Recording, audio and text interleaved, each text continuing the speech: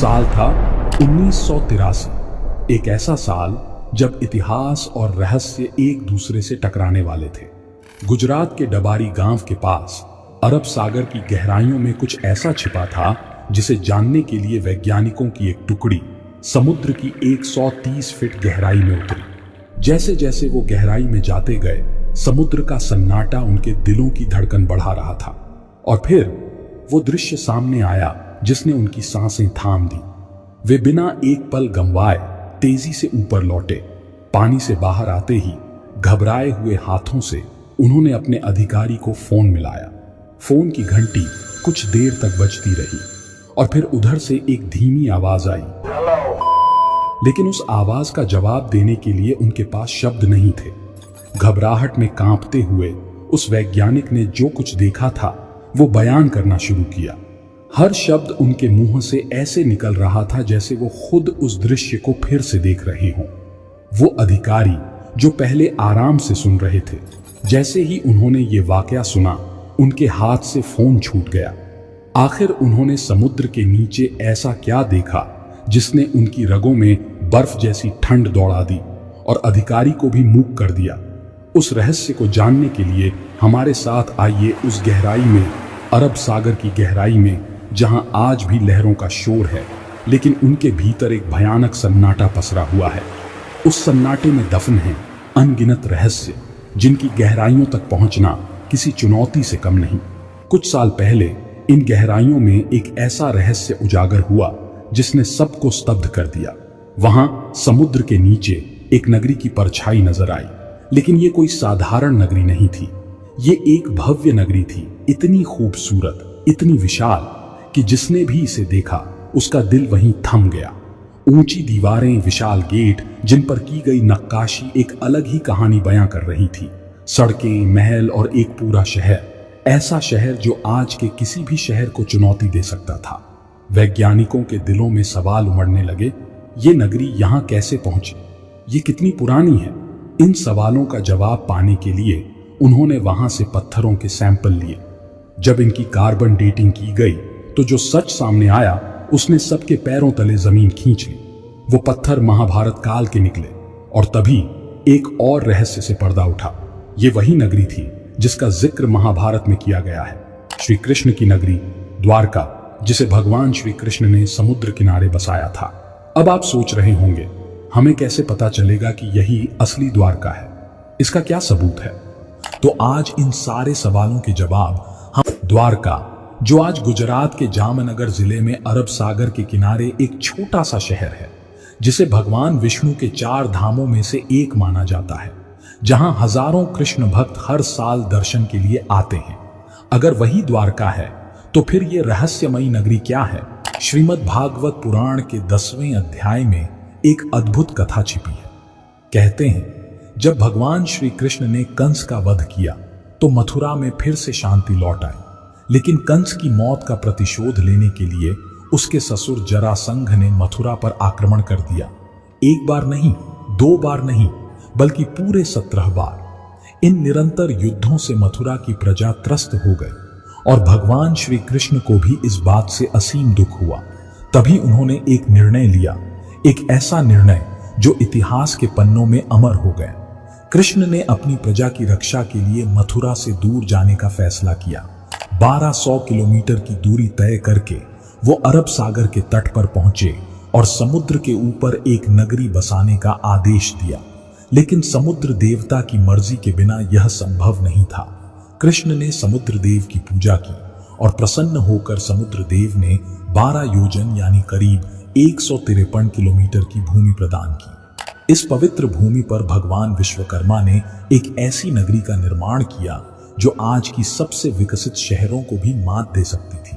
ऊंची दीवारें, विशाल दरवाजे, बगीचे, तालाब और सोने के महलों से सजी वह नगरी द्वारका। कृष्ण का महल इस नगरी के बीचों बीच स्थित था, जो अपनी अलौकिक सुंदरता और वैभव के लिए प्रसिद्ध था। यादव वंश और पूरी प्रजा को यहां बसाने के बाद कृष्ण ने मथुरा लौटकर जरासंध से अंतिम युद्ध किया। जरासंध का वध करके वो अपने परिवार के साथ सुख शांति से रहने लगे। लेकिन जैसे कि कहते हैं, इस संसार में कुछ भी स्थायी नहीं है, सुख और दुख सब चक्र का हिस्सा है और भगवान कृष्ण भी इस चक्र से अछूते नहीं थे। कुछ समय पश्चात पांडवों और कौरवों के बीच महाभारत का युद्ध छिड़ा, जिसमें भगवान कृष्ण अर्जुन के सारथी बने। 18 दिनों के भीषण युद्ध के बाद जब पांडव विजयी हुए, तभी द्वारका के विनाश की शुरुआत हुई। महाभारत के अनुसार जब माता गंधारी ने अपने 100 पुत्रों के शव देखे तो वो इस अपार दुख को सहन नहीं कर पाई। गंधारी ने भगवान कृष्ण को उनके पुत्रों की मृत्यु का दोषी ठहराते हुए श्राप दिया कि जैसे उसके वंश का नाश हुआ है, वैसे ही 36 साल बाद तुम्हारे वंश का भी विनाश होगा। कृष्ण को इस श्राप का पहले से ही आभास था और उन्होंने इसे आशीर्वाद की तरह स्वीकार कर लिया। लेकिन यह एक ऐसा श्राप था जो यादव वंश के विनाश का कारण बना। एक दिन द्वारका के निकट स्थित पवित्र स्थल पिंडारक में कई ज्ञानी ऋषि मुनि आए हुए थे। श्री कृष्ण के पुत्र सांब ने अपने दोस्तों के साथ मिलकर उन ऋषियों के साथ उपहास करने की योजना बनाई। सांब ने एक गर्भवती स्त्री का भेष बदला और ऋषियों के पास जाकर अपने होने वाले बच्चे के बारे में पूछा। ऋषि मुनि इस उपहास से क्रोधित हो गए और उन्होंने सांप को श्राप दिया कि वह एक लोहे के मूसल को जन्म देगा जो यादव वंश के विनाश का कारण बनेगा। श्राप का असर तुरंत हुआ। सांप के वस्त्रों से लोहे का मूसल प्रकट हुआ। जब श्री कृष्ण के नाना उग्रसेन को इस घटना की जानकारी मिली तो उन्होंने मूसल को टुकड़ों में तोड़कर समुद्र में फेंक दिया, यह सोचकर कि यादव वंश अब सुरक्षित है। लेकिन यह उनकी भूल थी। समुद्र में फेंके गए मूसल के टुकड़ों ने एक अजीबोगरीब रूप धारण कर लिया। एक मछली ने उस टुकड़े को निगल लिया और जब मछुआरों ने उस मछली को पकड़ा और उसका पेट चीरा तो मूसल का वही टुकड़ा पुनः बाहर आया। एक शिकारी ने इन टुकड़ों से जहरीले तीर बना लिए और इस प्रकार वह मूसल जो कई टुकड़ों में बिखर चुका था, एक बार फिर यादव वंश के विनाश का साधन बन गया। पर सवाल उठता है, कैसे एक श्राप और एक मूसल ने इस वैभवशाली नगरी और उसके वंश को पूरी तरह नष्ट कर दिया? क्या यह द्वारका वही नगरी है या सिर्फ एक छाया, एक माया जाल जो हमारे सामने बुन दिया गया? सत्य क्या है और उसे कैसे खोजा जाए? यह सब जानने के लिए हमें इतिहास की उन गहराइयों में उतरना होगा जहां साक्ष्य धुंधले हैं और सत्य रहस्यमय। दरअसल 36 साल बीत चुके थे और वो समय आ चुका था जब माता गांधारी का श्राप अपना भयंकर रूप लेने वाला था। पूरा यादव वंश धीरे धीरे अपने विनाश की ओर बढ़ रहा था। नशे और अहंकार में डूबे हुए उन्होंने खुद ही अपने ही भाइयों के खून से अपने हाथ रंगने शुरू कर दिए। जैसे जैसे उनका संघर्ष गहराता गया, अंदर ही अंदर एक ऐसा युद्ध छिड़ गया जिसने यादव वंश को जड़ से मिटा दिया। भाई भाई का दुश्मन बन चुका था और इस आपसी विद्वेष ने पूरे राजवंश का अंत कर दिया। जब बलराम जी ने इस विनाशकारी मंजर को देखा तो उन्होंने धरती का त्याग कर दिया। वहीं श्री कृष्ण ने इस अराजकता से दूर जाने का निर्णय लिया। वो जंगलों की ओर निकल पड़े, अपने दिल में भारी बोझ लिए हुए।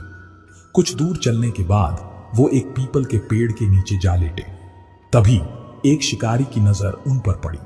उसने उन्हें हिरण समझकर तीर चला दिया, लेकिन ये कोई साधारण तीर नहीं था। यह वही तीर था जो उस लोहे के मूसल से बना था जो कभी यादवों की मौत का कारण बना था। शिकारी के तीर ने श्री कृष्ण को घायल कर दिया। वो जहरीला तीर उनके शरीर में धंसते ही मानो समूचा युग एक पल में समाप्त हो गया। श्री कृष्ण का प्राणांत होते ही यादव वंश की आखिरी सांस भी थम गई। जब अर्जुन को इस भयावह घटना का पता चला तो वो बिना देर किए द्वारका की ओर दौड़ पड़े। लेकिन जब वो वहां पहुंचे तब तक बहुत देर हो चुकी थी। पूरी द्वारका आग की लपटों में घिरी हुई थी और उसका हर हिस्सा राख में तब्दील हो रहा था। अर्जुन ने जैसे तैसे खुद को संभाला और जलती हुई नगरी से बचे खुचे लोगों को बाहर निकाल लिया। और फिर जैसे ही द्वारका खाली हुई, वो नगरी हमेशा के लिए समुद्र में समा गई। अब द्वारका को लेकर आपके मन में जो भी भ्रम है उसे दूर करने का समय आ गया है। दरअसल आज की द्वारका दो हिस्सों में बटी हुई है। एक है द्वारका और दूसरी है बेट द्वारका।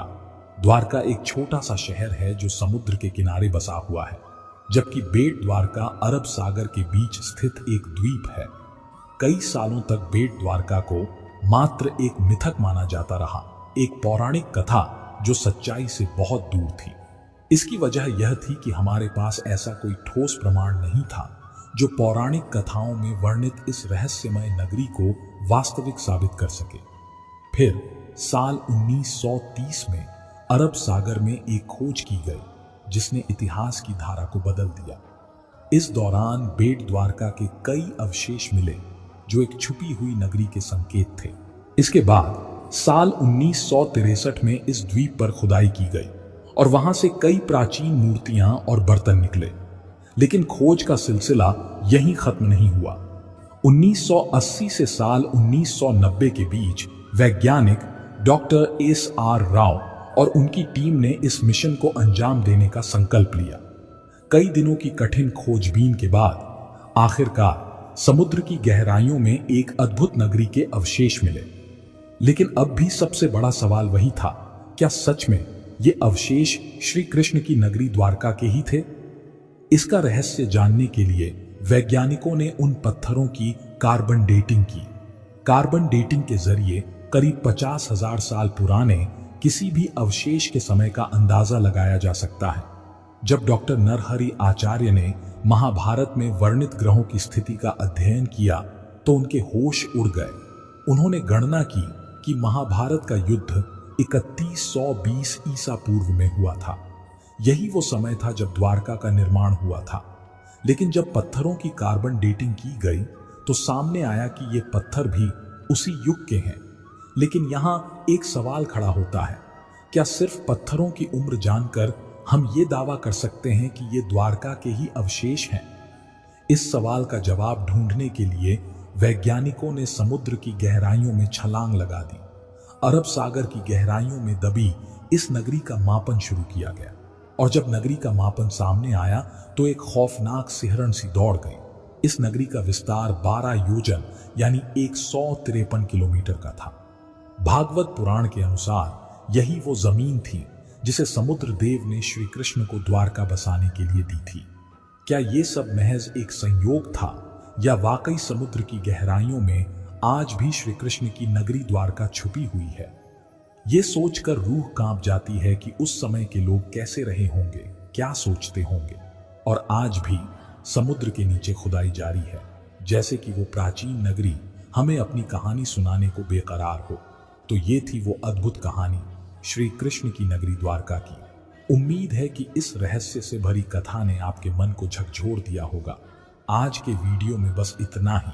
आपको हमारी ये वीडियो कैसी लगी?